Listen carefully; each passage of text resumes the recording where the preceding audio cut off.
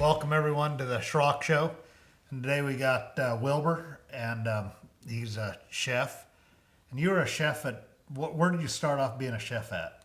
I started cooking since I was very little, mainly at home with, helping my mom around the kitchen because it was something that just interested me from the beginning when I was a little kid. So then from there, I helped run a Mexican restaurant. And then from there, I decided to go to Culinary School because I wanted to make a career out of it. And then from there, I worked at a senior living facility in Albany called Mennonite Village. I was there for about 7 years, and then worked at Lynn Community College, helping with their food service department, managing the cafe, and then doing different financial stuff there as well. Then once COVID hit, a lot of people lost jobs. So I was one of those, our jobs got cut, just like every company was cutting jobs. So then from there, I started working for a company called College Chefs. So what they do is they hire chefs. They're a nationwide company, and they hire chefs and they assign them to a sorority or fraternity. I was assigned to a fraternity of 40 gentlemen, and so I was cooking for them. And then now I'm currently a dining service director at an assisted living facility in Eugene, Oregon. All right, very good. So I guess start back so you started cooking Mexican food, or started helping in the kitchen. Yeah, exactly. I don't know. I was just a little kid. I've just always been liking being around food, and I was always curious. I mean, we always, as little kids, growing up in a Hispanic household, you're always, every one of us, you're doing chores Saturday morning. Obviously back then, Saturday morning cartoons were a thing. So as kids, we'd be like, hey, our parents would be, hey, no cartoons, don't turn on the TV until chores are done. So sometimes we would even start on Friday nights to get the chores done so we can watch cartoons early on Saturday, because as a little kid, that's what you want. You want to watch cartoons. And so all three of us boys at the time, doing chores, and we'd help out. And so then mom would, make food. And I was just always curious about, I've always loved being around food. So then the first thing I do remember cooking was enchiladas. Yeah, I was going to ask you my favorite dish. That's your favorite Mexican dish is enchiladas. Enchiladas verdes, green enchiladas. And I was just kind of look around as I was doing chores and just kind of look in the kitchen. Mom kind of caught on to that. I was like, hey, you want to help do some of these things? Like, sure. And from there, slowly teach me a little bit about kitchen, and just from there, basically just started loving cooking since then. And so what's the best way to cook an enchilada? Enchilada, it's if you really want to make the authentic homemade, make your salsa, braise your jalapenos, your tomatillos, get your garlic and onions sauteed up, some cilantro, put in a blender, depending on how spicy you want it. If you don't mind any spicy, throw in the jalapenos in the blender with the seeds. If not, you can just remove the seeds. And sometimes, even when you remove the seeds, that's not a guarantee that it'll be mild, because it depends on the jalapeno. Sometimes they are naturally really hot, and you just cook the salsa with add some cumin and some cilantro, and because I've had some jalapenos that, they say that too if you remove the membrane. Is that true? Yeah. So the seeds in the membrane, that's what's hot. Yeah, well, that's part of it. That's part of it. But sometimes, even like I said, even when you remove the membrane, it can still be really spicy. Yeah, because I've had some that you get, jalapeno poppers are, right? Yeah. I've had some of those, and some of those are really spicy. You don't expect them to hit you. I don't like spicy. I like real spicy food. I don't mind spicy. Me naturally, being Hispanic, I have to have some spice in my food, but I don't mind. I like it more to give food flavor, not necessarily. I know there's probably like TV shows or people you've seen that, ghost pepper on this chicken wings. Like, it's probably tasty, but I also want to be able to taste the food, not just numb my mouth. Yeah, numb your mouth with the food. Yeah. So after you learned to cook at home, and then did you cook any in high school? No. So I actually went to a small high school. I'll say high school. Small high school in a small town. Definitely one of the best schools in my opinion. We scored high in scores and state scores and all that. But my whole high school was actually about 50 students. My graduating class was 10. So we didn't have like a like some schools, they have like a culinary classes and stuff like that. So it was just mainly learning from my mom to begin with, and then kind of once I graduated, going to college, kind of working at different restaurants and stuff like that, picking up a thing or two from other chefs, and so that's So if you start in a restaurant and you know kind of how to cook, like can you start off cooking, or do they give you it dishwasher depends. duty? A lot of the time in the industry, it's one of those things where you pay your dues. So you start at the bottom. You're gonna start washing dishes. You're gonna start peeling potatoes, peeling carrots. Cutting them up. Small stuff like that, sliced fruit, little stuff like that, and you eventually start working your way up and basically earning your chef's trust, your executive chef's trust. And then once they see that, like, okay, and then sometimes, there's just chefs that I've been fortunate enough in my whole career that every stop I've been at, I've had a chef that's been very selfless and then just take me under their wing and just teach me different things. And then go. Some chefs probably don't. They want you to watch or just figure it out, or sometimes there's that, and sometimes ego can get in the way, and they don't really want to show anything, but I like I said, I've been really blessed and fortunate that that's not been the case in my career with me, and even now at the stage that I'm at, that's something that I learned from prior chefs that I've worked under, just to pass that along. There's no reason to be selfish about developing. To me, I mean, at least the way I look at it, it's important to develop other chefs as well, because they're coming right behind us. So in culinary school, how long is that? Is that The school I went to was in the classroom. It's 12 months, but then after those 12 months in the classroom, you have a 3-month externship. okay? So basically, the school helps you look for an externship, or you look for one on your own. On mine, what happened, I was going to externship with a big company, and so they kind of left us in the dark. Didn't answer emails, calls, or anything. And this was like literally 2 weeks before we actually had to start. And if at that point, if you didn't have your externship lined up, you basically had to do a 3-month class all over again. Or no, 3-week class all over class, and obviously that's more tuition. But I was fortunate that at the time, at church, I have a friend that she was a supervisor of one of the kitchens there in my village. So then she connected me with the executive chef. And I talked to him, and they said, hey, I said, hey, I just need an externship. Not all externships are paid. At Culinary School, they let you know that. Hey, externships. We try to offer the ones that are paid, but just heads up, there's some that because they give you a list. That may not be paid, so you're getting your experience there about, let's say, part-time, and then you're working your other full-time job, or you just make the arrangements, you make it work. And that, it was like 3 days before, like I needed to have something. So then I said, hey, he's like, well, I can off, if you want an externship, that's fine, but I just gotta let you know it's not gonna be paid. Like, to me, it doesn't matter as long as I have it. We can, the rest will work itself out. I can work full-time elsewhere while I'm doing my externship here for part-time or whatever. And then halfway through that 3-month internship, I was fortunate enough that, they said, hey, we like how you work, and what do you think would you like to accept a job here? And I said, okay, let me just run it by the school, make sure everything's good, that it doesn't jeopardize my graduation. And the school said, oh yeah, there's no problem, go ahead. So in culinary school, what do they start out with?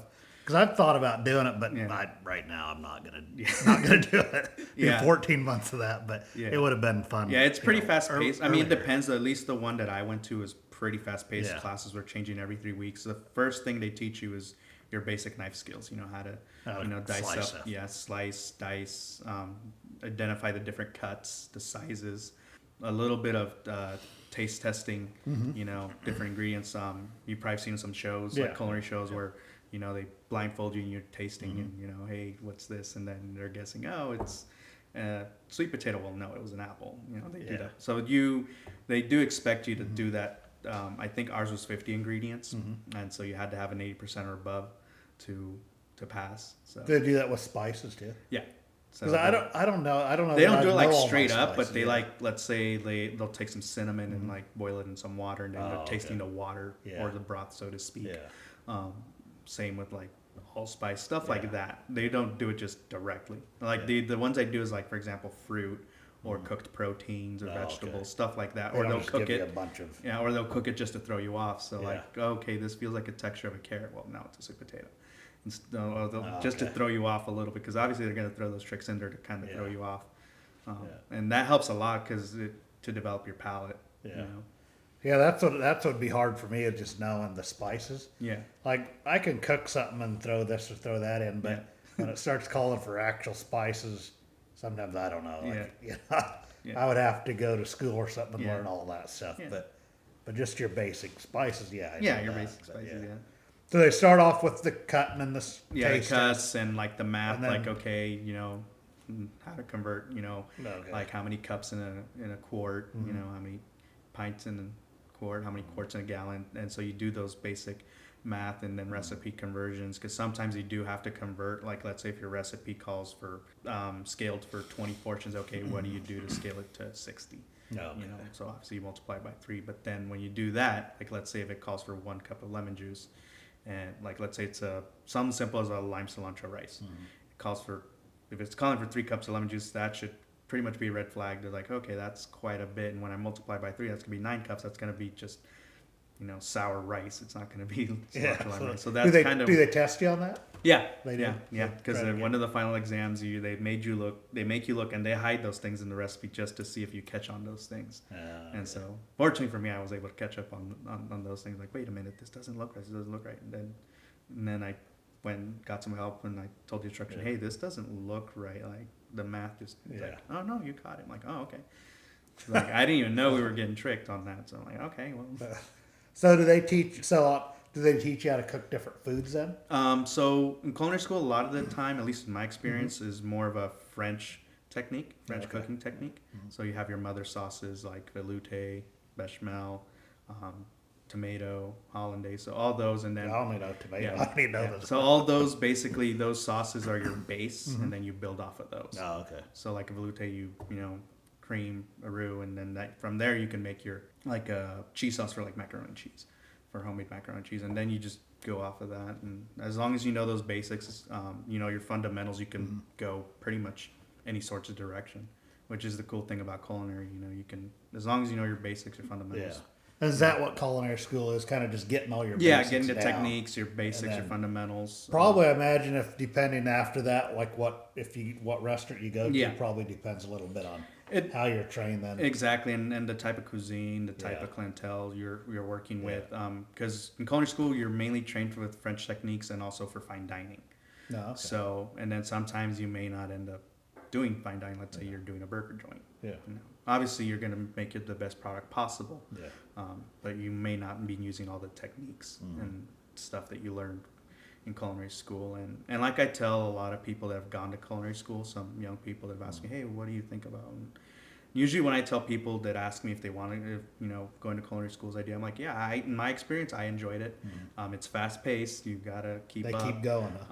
But also you got to absolutely be sure that you really want to be in this industry, because this in the culinary industry, not all the time are you going to be able to, you know, have holidays off.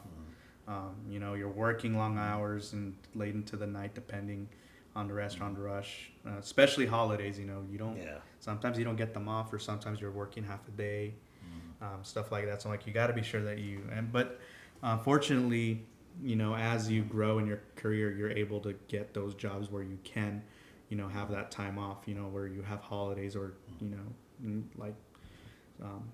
like the college chef's job that I was at, we had holidays off, so you'd be able to, you know, be with your family, stuff like that. And so that's something that's actually being more present in the industry, you know, being more aware about, you know, holiday and taking time off, mental health, all those things. So you work for a college or a company that placed you at colleges, is that right? Yeah, so that company, I was in the Eugene area, because I currently live in Eugene. Yeah. So I was assigned to a fraternity at the University of Oregon here, University of Oregon, a 40 gentlemen, and So it's like a frat house? yeah, it's a frat house, yeah.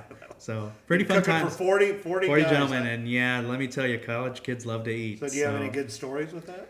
Uh, Or you can't say them live maybe, on air? maybe not. You better refrain I mean, they from were that. at least with me. They're always respectful, but just the Yeah. aftermath of the weekend, that's kind of where it got interesting. Yeah. But fortunately enough, actually, with the fraternities, obviously, you know, it's college. They're gonna do their thing over the weekend. Yeah. You know, and you come in Monday morning like, okay, wow. But fortunately for me, the house that I was at, they were always super respectful of the kitchen, and I made it known since day one, like, hey, listen, be respectful of the kitchen because this is where I have to work to make your guys' food. If I have to end up cleaning up a bunch of mess from over the weekend, or stuff is missing, then I can't do my job, which means, you know, you guys don't get to eat, or your guys' meals are going to be late. So I'm like, I know you guys have classes. I don't want you guys to be late to class because I know education's important, obviously. And I want to be able to do my job and get your food out on time. So please just help me, you know, keep the kitchen clean, respect the area, you know. And they were able, it's because basically we were working in their house, so to speak. It's their house. But I would let them know, hey, if you're using the kitchen, great. Please use it. If sometimes maybe you don't want to eat when I'm cooking, and that's completely fine. But as long as you use anything in the kitchen, just, you know, clean it up, put it away where you found it, and we're good. And I was fortunate enough that the 2.5 years I was there, they were super respectful about that rule. And I mean, there's always the agreement between the company and us is, okay, the chef, they wash and clean all the pots and pans and workstations that they use to make the food, and then the frat would clean all the pans and dishes that we put on the hotline for them to serve, because we would just cook the food and they would serve themselves. Oh, okay, so it's kind of like a cafeteria. Yeah, so to speak, whatever, and then they would be in charge of cleaning their own, like, silverware, cups, plates, all that stuff. And it was actually a job I really, really enjoyed. But then this opportunity came up to move up in my career, and it was just one of those. It was a little bit of a toss up because I was like, man, I like this job. I really like it, you know, because you're cooking by yourself. You're not really dealing with anybody else. And so you were the only cook for 40 people. For 40. So do you cook breakfast, lunch, supper? Lunch, and dinner. Yep. Dinner, and so snacks three and dessert. And desserts. Depending, because on the contract, when they choose the service, they can have up to three times a week for dessert, or just once a week. 1 year I had once a week, and then the second year I had 3 times a week. Okay. But yeah, and I really learned a lot in that job. So is there a menu then? So that job, what entails, you're basically completely on your own. So you do all the menu writing, you do all the buying the produce and all the ingredients you need, menu planning, and then, but also you sit down with the house president of the fraternity, and every time you make your menu, you sit down with them. Hey, this is next week's menu. What do you think? Okay. And then they'll say, hey, yeah, we like this, or hey, how about if we have less of this? Or sometimes, fortunately for me, the house that I was at both years, they loved Mexican food. So they'd be who doesn't? Yeah, so they'd be like, hey chef, you know, we'd be happy to have Mexican food 3 nights a week. They must have had a good septic system then, huh? Yeah, so they're like, 40 guys yeah. So one year, one of the groups they loved. I just did it out of the blue because I wasn't sure they were gonna like it. I'm like, okay, I got some, you know, salsa verde left over that I made for nacho bar one time for lunch. I'm like, I have a bunch of it. Because I didn't know a lot of them were having an event that were going to be gone. No. And so by the time I made it, it was too late. They had told me basically, hey, we're going to be gone. I'm like, oh, great. So I'm like, well, I got a lot of salsa I got to use up. I'm like, I got some pork, but I can just cut into chunks. I'm like, all right, let me just braise the pork in the salsa verde. And it's like a mole verde pork type of deal. Oh, yeah.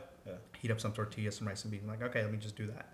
That way I can use everything I need. You did some of that, like if you hadn't. And that just was gone. Really? I think a couple guys didn't get to eat. I'm like, oh, okay, well. And so then they're like, oh, we really love this. Can we have this like once a week? I'm like, well, sure, if you guys want that, you know. Okay. So what I liked about that company was that you know, we were very centered to what they wanted and what they liked. And sometimes they would let you know, hey, you know, there's like, for example, one time I tried tuna melts on them, and like, yeah, no.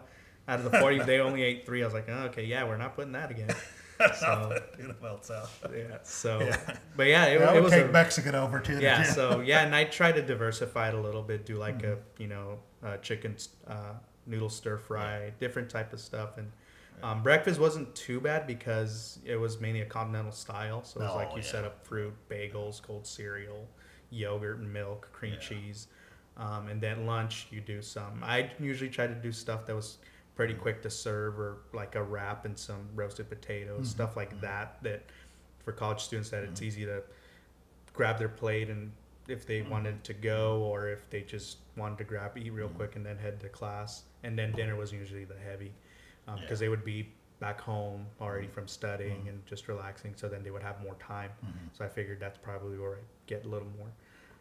But I absolutely enjoyed my time there.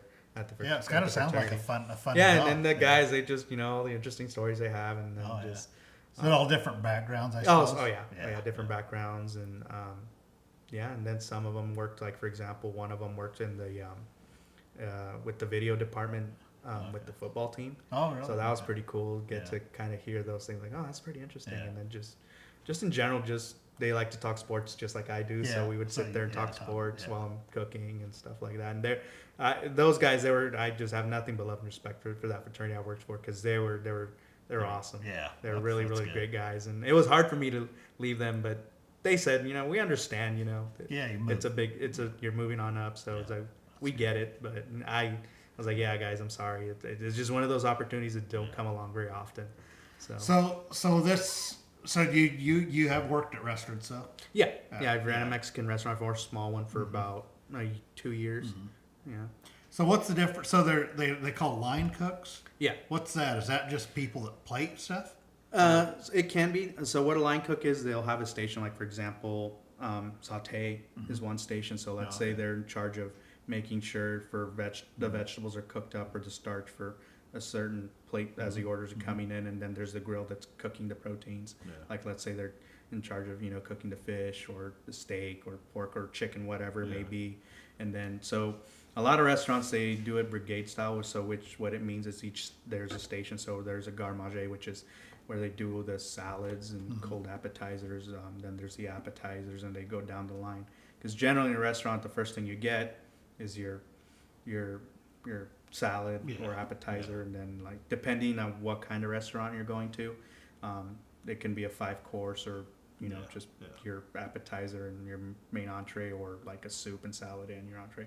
Generally, the rule of thumb in restaurants is you serve them their salad or soup or appetizer, whatever it may be, their first course, and then once they're pretty much about done, you fire up the entree. You take the order beforehand, fire up their entree. That way, while they're finishing up, the entree's getting going. So by the time they're done, the entree gets put to in front of them on time, so they're not waiting forever.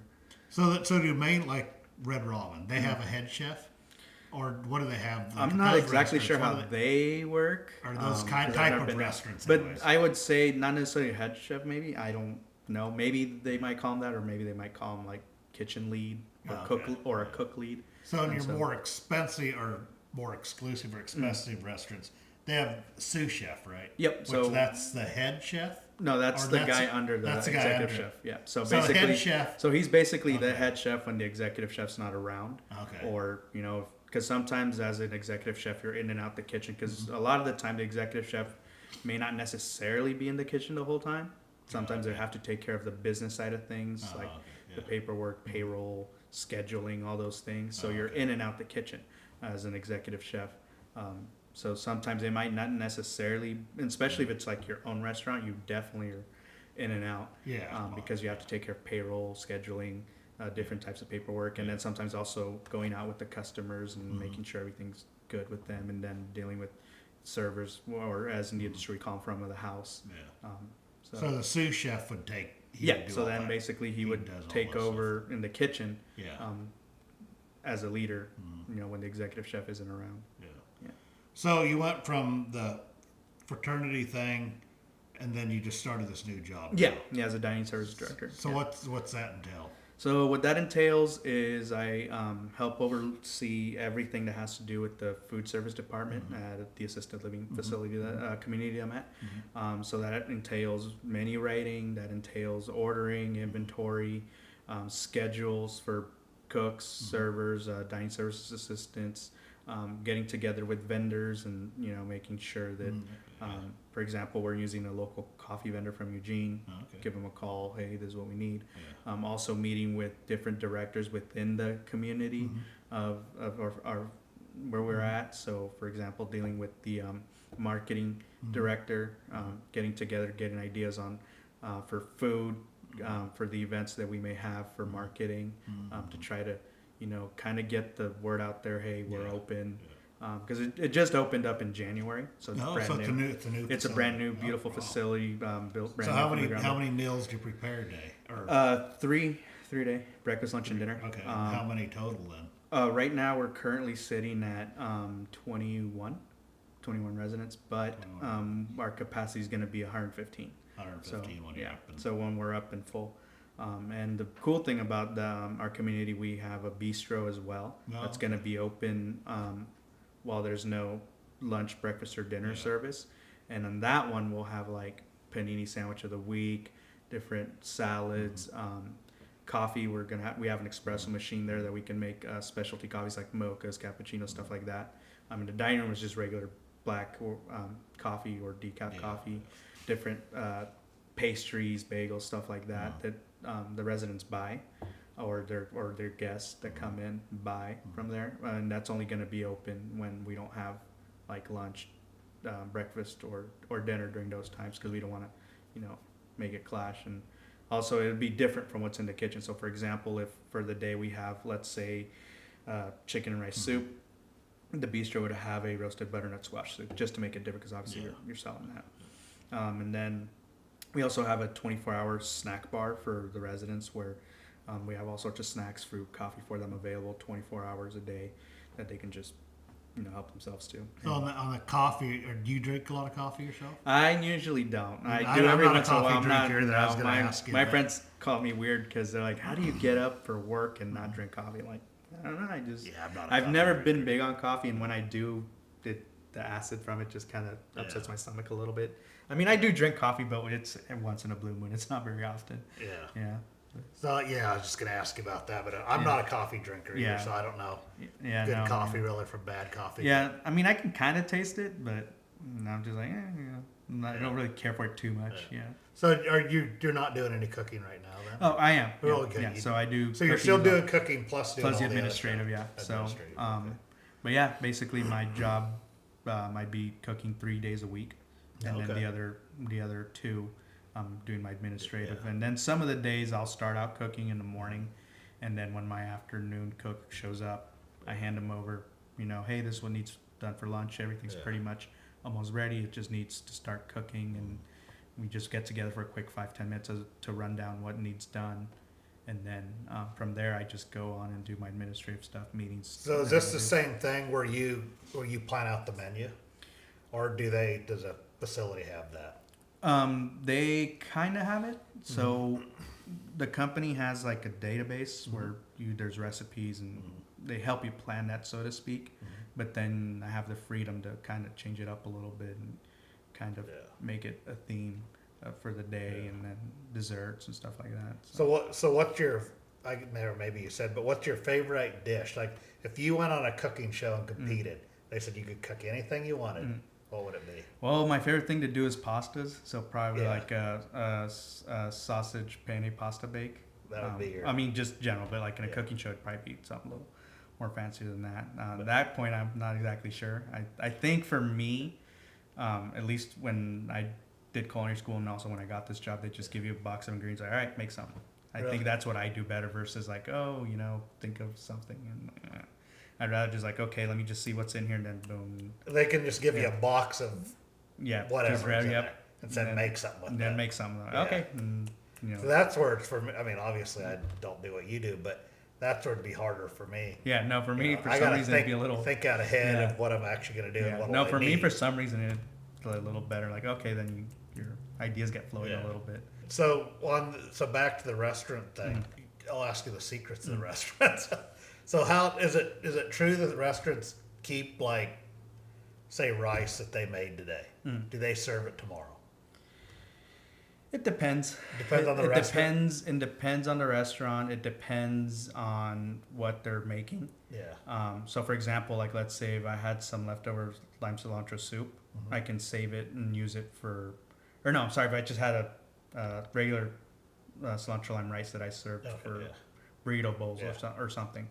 I can save it and turn it into a soup, like let's say a Southwest chicken soup with rice and stuff like that. And then so what the goal is to use up all your ingredients as effectively and as best as you can, because obviously there's food costs involved. Yeah. So you want to make sure you're maximizing on your so ingredients. do restaurants plan like, so whatever their menu is, do they plan that they can use some of those ingredients to make something else? Sometimes, that's kind of the goal. Yeah. And that's kind of the goal, They use it up. Or, that's one of them. one of the best ways to utilize your ingredients. But most of the time, the goal is to buy just to what you need. Maybe a little bit extra, but not too much where you're having a lot of waste.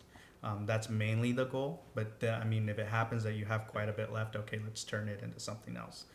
Yeah, I think that'd be the And hardest then, like thing. some restaurants, that's why you see daily specials. Oh, today's daily special is, chicken parm over, Alfredo linguine. It's like, okay, well, because they had some chicken left over that they would like to use. So don't order the special. Oh no, I would say order the special. I did. I think I read that one time. I saw. No, I've heard that before. Like no, and you can kind of tell by walking into the restaurant sometimes. Yeah. That's one of the first things I look at. Is it clean? Yeah. But then also those hole in the wall restaurants, those are actually pretty good. Yeah, too. some if of those you see are a long pretty good, line, too. Yeah. also that can be a pretty good Yeah. indicator. But it mainly it's preference because with food it's it's different for everybody because maybe I like super spicy, you don't. I may like Italian, you may not. So it's a little bit different for everybody. 'Cause everybody has different likes. Yeah. Because I think I heard too. They said you go into these, especially these small towns, and they have a sign that says, "Our famous whatever sweet potatoes or famous whatever," and they're like, "Don't fall for that because famous to who?" Yeah, exactly. And I mean, who heard of it? Yeah. But So the best thing I, just like to taste it for myself. Like, okay. Well, in Eugene, what's your favorite restaurant? Or what's a good restaurant? to be honest, I don't really have Or you gone don't- out to eat a lot. You in just Eugene. make your own food, huh? Pretty much. You're just- Yeah. I enjoy making more of my own. I've always been that way. You haven't tried a lot. I haven't really tried a lot in Eugene, and to be honest, that was really a whole lot in Eugene. Yeah. Kind of would grab my attention, so to Yeah. speak. I mean, I'm sure there's some good restaurants there, but I have tried, like, let's say fish and chips, and I believe it's not Lincoln City, Yachts, that I really liked that I tried about a year ago. If I remember correctly, I think it's called Luna Star Fish House. It's literally just at the outside of Yachts as you're going to the beach, and it's like literally a hole in the wall, but it's really, really good. And it's fresh some of seafood them. from the catch of the day. But really, Yeah, they catch so- it right there. Yeah, and I'm not big into seafood. I mean, like Yeah. salmon, Yeah. cod, like Yeah. simple fish like that. But it was really good. So when you go to a restaurant, I was wondering, are chefs picky? Like when you go to a restaurant and eat, do you evaluate the food? Sometimes How it's unintentionally. played? Do you? Yeah. I mean, a restaurant, I just try to have a good experience and Yeah. just sit back and enjoy, relax, and just enjoy it for what it is. But yeah, you can get a little picky. Sometimes I unintentionally get picky. Yeah. For example, especially when I would go with my family, we'd visit other families. Yeah. And all of a sudden, Mom was looking at me like, "Okay, why'd you just make that face?" I'm like, "Huh?" I'm like, "I didn't realize I made a face when I tasted something." It's like, "You just made a face, don't be rude." I'm like, "Oh, sorry, that was intentional." Because sometimes like it just because you're tasting everything every day. Yeah. At work. You so know then what it should taste like. yeah, and they're like, your face just naturally is like, "Oh God, this needs something." Yeah. I'm like, so I kind of try to be careful with that because I don't want to offend anybody. Yeah, especially if they're taking the time and to. So what's your favorite dish that you'd order? Me, I like Parmesan chicken cutlet. That's your favorite. Yeah, I'm big on Italian or Mexican, but pasta or bread, two of my weaknesses. Yep, all day. I think I had some of your pasta. Did I? Yes, I think it was at that wedding. Yeah, the wedding. We met at a wedding. Yeah. Neither of us were getting married, but we did meet. Yep. Anyway, and then you made your stew there too. That was really good, right? Did you make the stew? The stew? No, that was actually someone else. Oh, that's someone else. Okay. But You made the pasta though. Yeah, during the wedding rehearsal night. Yeah. Yeah, That was good. That was myself. Yeah. Yeah. So they asked me, "Hey, can you make some?" So do you do ever, like, if there's like family reunions, Mm-hmm. get-togethers, like if people want you to come in and cook, do you ever do that, or have you ever did that? Yeah, I've done that before. Even at church, I've done a couple Mm-hmm. weddings and quinceañeras, stuff like that. Yeah. Anniversaries. So yeah, I don't do it as often now, just because of the workload I have Yeah, you're now probably and pretty busy, the busy. But before, when I didn't have as much of a workload, or sometimes even if it's somebody that's like a really close friend of mine, they'll hire me and I'll do the cooking and everything. But yeah, I've done stuff like that before Yeah. where I've done weddings, parties, stuff like that. And I still like to do it because it's a little different. It's something that's out of your normal routine, and that's Yeah. also, pretty fun for me to do. Yeah. So do they teach you dietary things too at culinary school, or not necessarily? They do. They may, or at least they make you aware that it's out there. yeah. So, for example, we see more like celiac disease. Yeah. So, like you have to be careful with like gluten, dairy, dairy allergies, nut allergies, shellfish allergies. So they do make you aware of that because you do have to deal with those types of allergies eventually. Yeah. So, because pretty much everywhere you go, someone may have a food allergy. So you have to be aware of, how you handle different allergies. So, for example, you're not going to give somebody that's allergic to nuts. You're not going to give them like a hazelnut crusted salmon because that's hazelnuts going to harm them. Yeah. And you also want to make sure that you let people know, hey, there's some ingredients that might have touched surfaces that where nuts or wheat or eggs were processed, so that way they know, and then they make the decision whether they want to eat there or not. And you see that a lot commonly with foods now, like hey, like even something as a cookie, if it, this, was made in a facility that could possibly on surfaces that could have possibly had wheat, soy, or egg or dairy, and then you make your decision from there if you have those allergies. Hazelnut salmon. I didn't even know that was a thing. Yes. So what do? Just take a salmon fillet and put it in a bucket of hazelnuts and cook it, or? So the way I've done it, I breaded it. No, so you grind up the yeah. into crumbs. Yeah, and the small crumbs, not super like dusty fine, but I like having that crunch to it. Yeah. So just some crumb and then mix it in with a little bit of panko or even like cornflake, or ground cornflake or panko breading, and then season it up just a little bit, and then just bread it like you would almost like a fried chicken with flour, egg, and that. That is interesting. I'm gonna have to try that. Yeah. No, I learned that from one of my chefs during when I was working at the first community that I was there for 7 years, and for catering we did it, and okay. And I wonder if that's because in this area there's a lot of hazelnuts. Yep. But you probably aren't going to find that in the Midwest or somewhere. Probably not. Or East. So usually it was a catering where we were trying to highlight a bunch of different ingredients that we find here in Oregon. Hazelnuts is one of the big ones. That's why. And Marionberry, so we made like a Marionberry pie for dessert. So we were trying to highlight different things that we find in Oregon. I'm going to try that with take a salmon fillet or any fish fillet probably works, right? Yeah, pretty much any fish. I just did it with a side of roasted sweet potatoes. So. Well, I think that's probably another thing you learn in culinary school too is how to think. Yep. Your average person, like me cooking, I can't think of something creative. Yeah. Probably where you go through you go through culinary school. Yeah, but also I have seen a lot of people and have met a lot of people that even though they didn't go to culinary school, they're really creative with food. Well, they're smarter than I am. But a lot of it's just making sure your food tastes good. Obviously you want to make it look good because naturally we eat it with our eyes first, because if we see that the dish looks good, we're gonna be willing to try it, versus if it's just a big pile of blob, it's like even if it may taste amazing, but if it looks like a pile of blob, it's like I'm probably not willing to try that. But so definitely you want to make sure it looks good but also tastes good, which is important.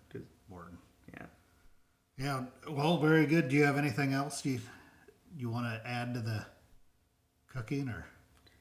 No, not really. Whatever. No, it's definitely a very fun career. I enjoy it a lot. Yeah. Just growing through the years, going step by step, climbing up the career.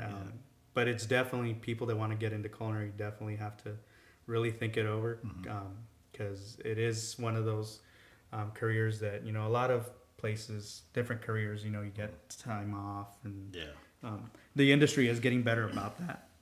But usually when you're starting out, it's like, hey, you're going to be a dishwasher or prep cook or line cook. You're going to be the one that's going to be there when, because a lot of the places, people got to eat. Yeah.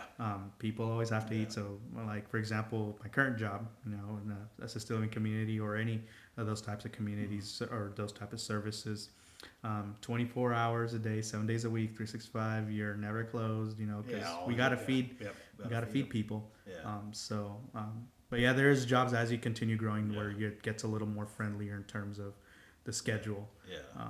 But yeah, at first when you begin, it's you basically have to pay your dues, so to speak, and kind of work your way up. And then once you prove yourself, like, okay, and you kind of get into those, you get to climb up the ladder, so to speak, a little bit, and then your schedule gets a little better.